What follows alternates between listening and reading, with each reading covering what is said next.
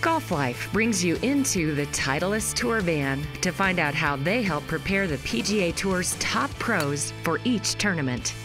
One of the first things I do when I see one of our staff brand ambassadors, especially Bobby Gates, is I come check the equipment to see where things are. Check for centeredness of contact, check the setting, check the loft, the screw, and it could be as simple as regripping their entire set.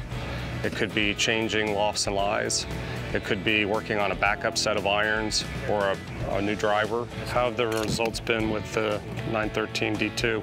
We look down the road with them about what they want to accomplish and how we can help them achieve those goals. Recently, we had a weather delay on a Tuesday on the PGA Tour. And what happens for us is that's when the players come visit the tour van. We could have 6 players, 6 caddies in our office area, and that's when they start to discuss their needs, their wants, their likes, their dislikes. But we treat that as a dugout situation.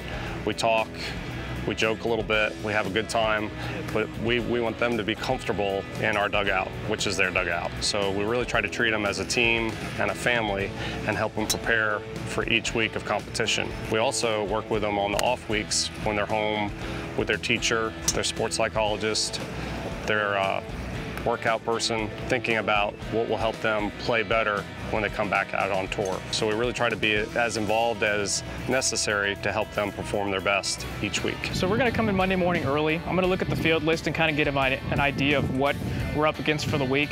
On a typical week, we're looking at approximately 150 wedges in play, which is about 40 to 42% of the count.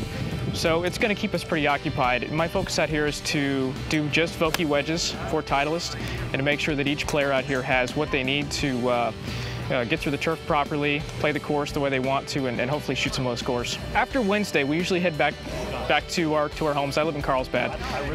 So when I go back home, I'm actually preparing for the following week. So I take 2 or 3 days just to kind of get my things together, some of the promises that I've made on Monday, Tuesday, Wednesday, and just get ready to go to the next event and take care of the guys there. Typically, everybody's different. You get a lot of requests for grip changes, lofts and lies, but if you get somebody who needs something specific, like a polishing difference, we'll typically get on the chipping green or the practice area. We'll hit out of the bunkers in the rough around the greens, just get an idea of what bottom is going to be best for them for the conditions of the course. And then I'll take those wedges in, we'll adjust them basically on the grinding wheels, lofts and lies. I might even change bounces or even models just to get a better idea of what feels right and what sounds right for each player.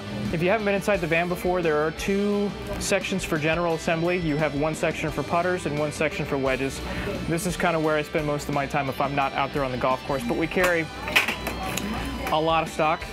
Because of how popular we are out here on the PGA Tour, we make sure that we have everything that we need each week. If I don't have it, I'll have it shipped in if I need to, but I typically will keep at least 3 of each model in 4 different finishes. Sometimes you'll get a guy or a player who will say, you know, I like my wedge, but I really want to do some different things with it. Things that we can't do out here, where I need to go back to the factory, I need to custom polish it, make sure that it's right.